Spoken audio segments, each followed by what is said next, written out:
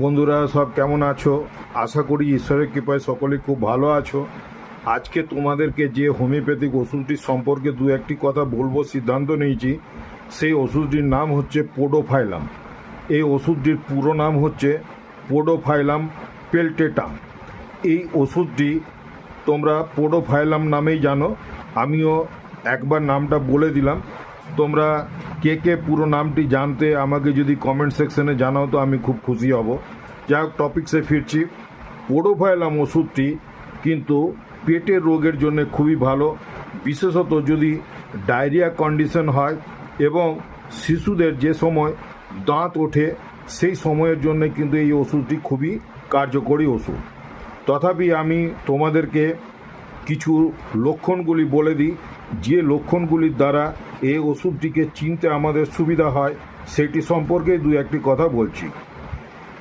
এই ওষুধটির ক্ষেত্রে আমরা রোগীর কাছ থেকে এই রকম কতগুলি সিমটমস তারা বলবে। সেগুলি হচ্ছে খুবই দুর্গন্ধযুক্ত এবং জলের মতন তার মলত্যাগ হচ্ছে এবং খুবই বেশি পরিমাণে হয় এবং হঠাৎ করে বেগ আসে এবং বাংলাতে যেটিকে বলা হয় দমকা, মানে একদম বেগে, দমকা বেগে তার যেন মলত্যাগটি হয়ে যায়। ব্যথা বিশেষ থাকে না, ব্যথা কিন্তু থাকবে না, পেনলেস থাকে, কিন্তু তার মলত্যাগ বারে বারে হবার জন্যে সে কিন্তু খুব দুর্বল হয়ে পড়ে এবং বেশ লার্জ কোয়ান্টিটির কিন্তু তার মলত্যাগ হয়, বেশ অনেকখানি, মানে প্রচুর পরিমাণে, প্রফিউজ বলা হয়। এবং প্রফিউজ এই মলত্যাগ করার কারণে তার শরীরটি কিন্তু চুপসে যায়। এই ধরনের তার কিন্তু একটি সিমটমস দেখা যেতে পারে।